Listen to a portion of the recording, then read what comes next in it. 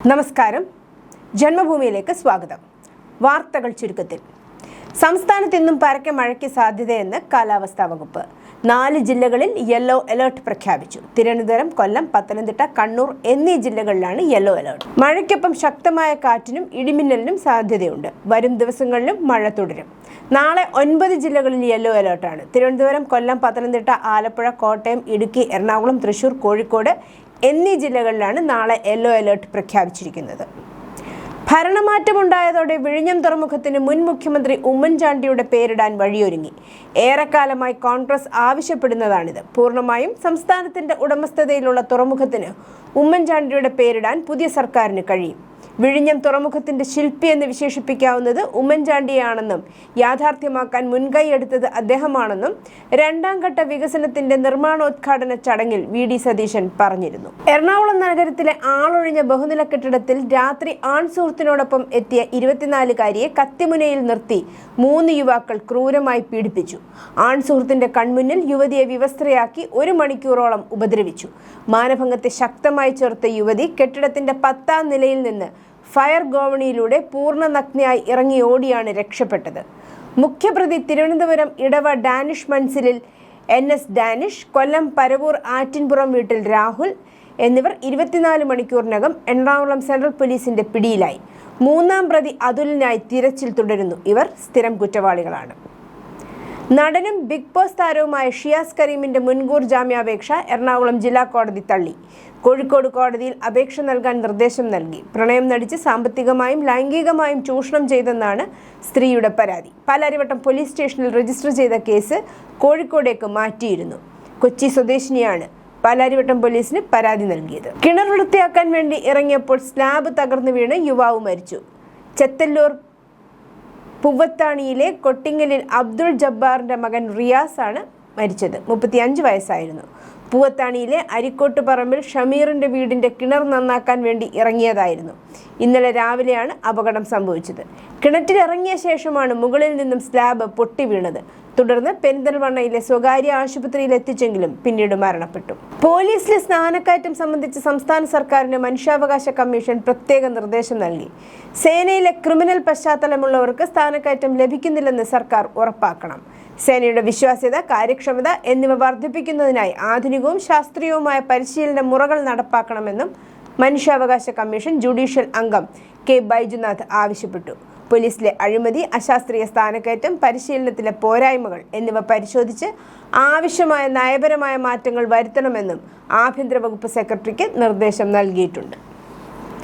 കണ്ണൂർ മുൻ ADM നവീൻ ബാബുവിന്റെ മരണവുമായി ബന്ധപ്പെട്ട കേസിൽ അന്വേഷണം CBIക്ക് വിടാൻ പുതിയ സർക്കാർ തീരുമാനമെടുത്തേക്കും.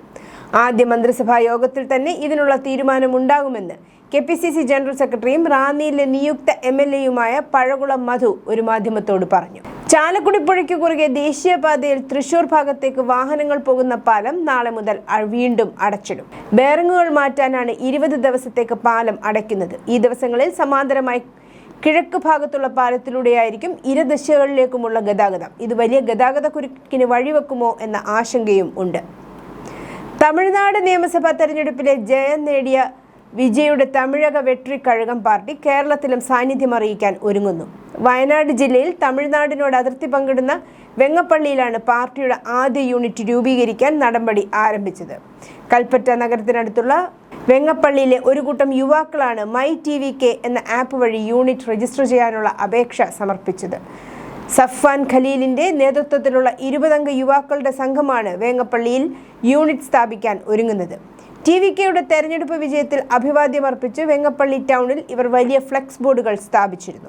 IG ഗുഗുലോത്ത് ലക്ഷ്മണന്റെ 4 വർഷം മുൻകാല പ്രാബല്യത്തോടെ ADGP-ആക്കി ചീഫ് സെക്രട്ടറി അധ്യക്ഷനായ ഉന്നത സമിതിയുടെ എതിർപ്പ് തള്ളിക്കൊണ്ട് തട്ടിപ്പുകാരൻ മോൻസ് മാവുങ്കലിന്റെ വ്യാജ പുരാവസ്തു കച്ചവടത്തിൽ പങ്കാളിയായെന്നും പോലീസിന്റെ അധികാരം ഉപയോഗിച്ച് ഒത്താശ ചെയ്തെന്നും ഇദ്ദേഹത്തിനെതിരെ ക്രൈംബ്രാഞ്ച് കുറ്റപത്രം നൽകിയിരുന്നു. കുറ്റപത്രം നൽകിയതിനാൽ സ്ഥാനക്കയറ്റം നൽകരുതെന്നാണ് ചീഫ് സെക്രട്ടറിയും തദ്ദേശ ആഭ്യന്തര പൊതുഭരണ അഡീഷണൽ ചീഫ് സെക്രട്ടറിമാരുമടങ്ങിയ സമിതി ശുപാർശ ചെയ്തത്.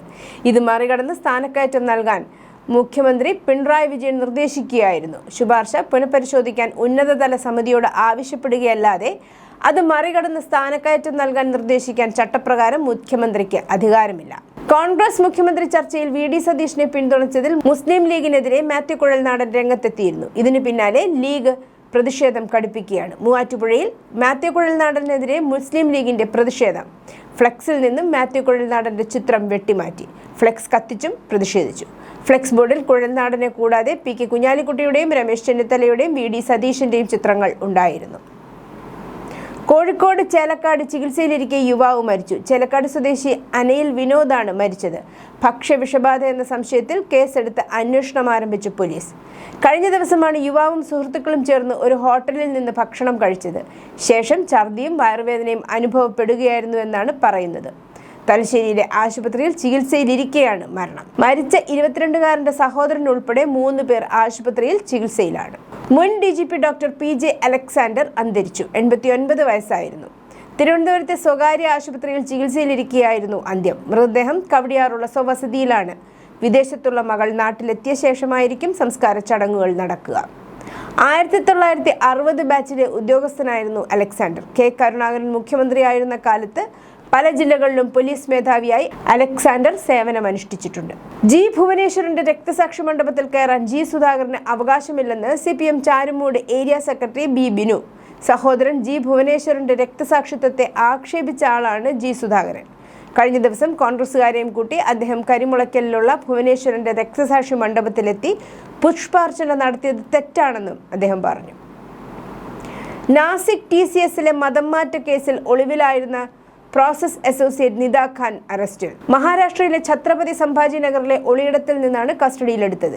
25 ദിവസമായി നാസിക് പോലീസിനെ വെട്ടിച്ചു കഴിയുകയായിരുന്നു.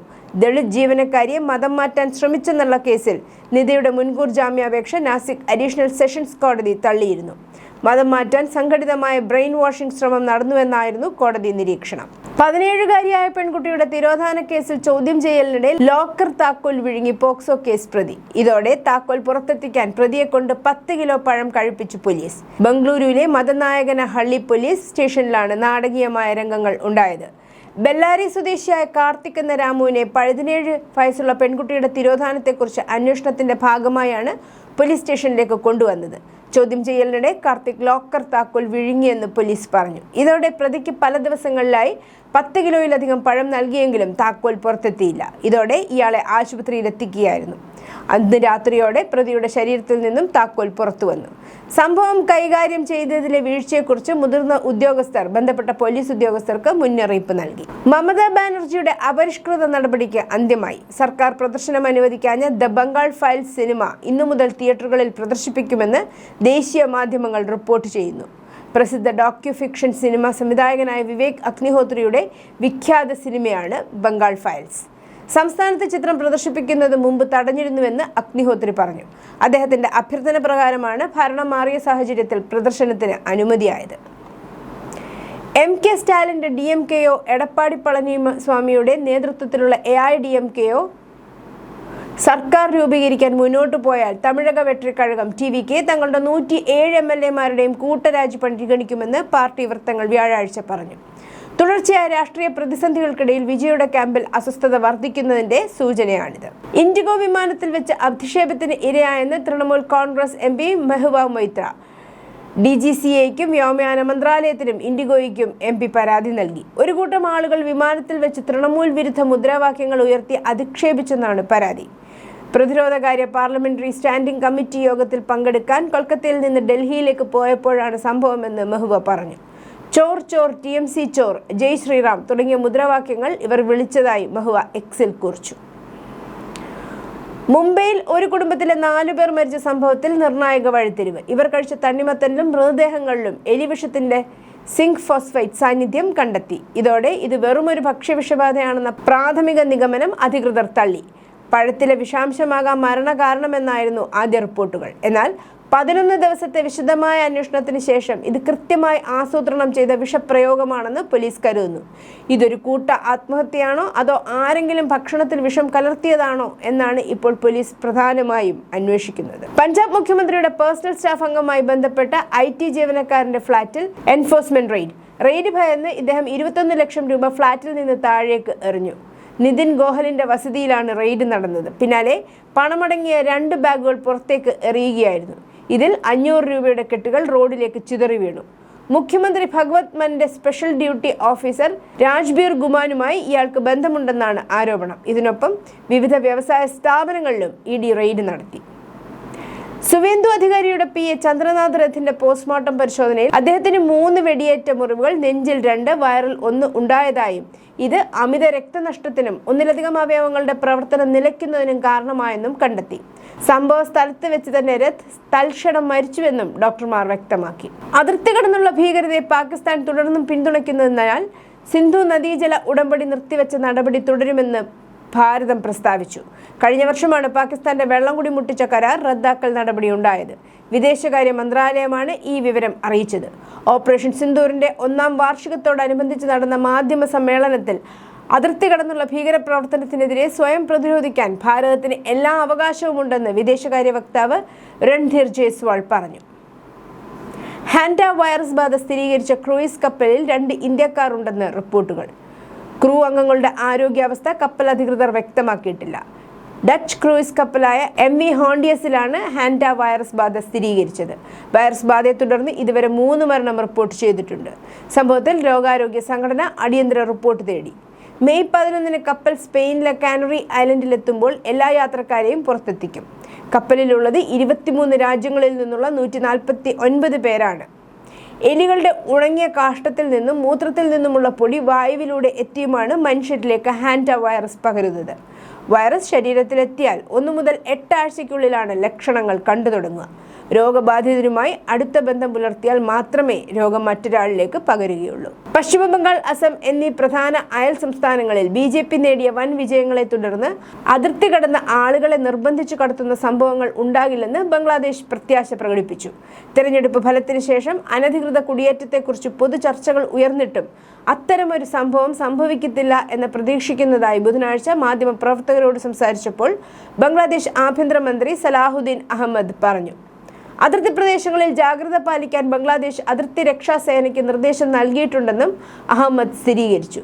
പശ്ചിമ ബംഗാളിലെ രാഷ്ട്രീയ മാറ്റത്തിനിടയിൽ എന്തെങ്കിലും നിർബന്ധിത നാടുകടത്തൽ ശ്രമങ്ങൾ ഉണ്ടായാൽ ധാക്ക പ്രതികരിക്കുമെന്നും ബംഗ്ലാദേശ് നാഷണലിസ്റ്റ് പാർട്ടിയുടെ ഔദ്യോഗിക ഫേസ്ബുക്ക് പേജിൽ പറഞ്ഞതായി വിദേശകാര്യമന്ത്രി ഖലീലുർ റഹ്മാൻ. ഹോർമുസ് കടലിടുക്കിലൂടെ കടന്നുപോകുമ്പോൾ 3 അമേരിക്കൻ യുദ്ധക്കപ്പലുകൾ ആക്രമിക്കപ്പെട്ടുവെന്ന് US പ്രസിഡന്റ് ഡൊണാൾഡ് ട്രംപ് വ്യാഴാഴ്ച അവകാശപ്പെട്ടു. ഇറാൻ സമാധാന കരാറിൽ ഒപ്പുവയ്ക്കുന്നതിൽ നിരന്തര നിലപാട് സ്വീകരിച്ചില്ലെങ്കിൽ ഭാവിയിൽ വാഷിംഗ്ടൺ കൂടുതൽ കഠിനമായും അക്രമാസക്തമായും പ്രതികരിക്കുമെന്നും മുന്നറിയിപ്പ് നൽകി. ഏപ്രിൽ 7-ന് US-ഇറാൻ വെടിനിർത്തൽ പ്രാബല്യത്തിൽ വന്നതിന് ശേഷമുള്ള ഏറ്റവും മൂർച്ചയുള്ള ഏറ്റുമുട്ടലിൽ ഇരുപക്ഷവും പരസ്പരം വെടിയുതിർക്കുകയും ഹോർമുസ് കടലിടുക്കിന് സമീപം ആക്രമണം നടത്തിയതായി പരസ്പരം ആരോപിക്കുകയും ചെയ്തു. സംഘർഷം അവസാനിപ്പിക്കാൻ ലക്ഷ്യമിട്ടുള്ള ഒരു നിർദ്ദേശം ടെഹ്റാൻ പരിഗണിക്കുന്നതിനിടെയാണ് പുതിയ സൈനിക നടപടികൾ. News desk, Janmabhumi.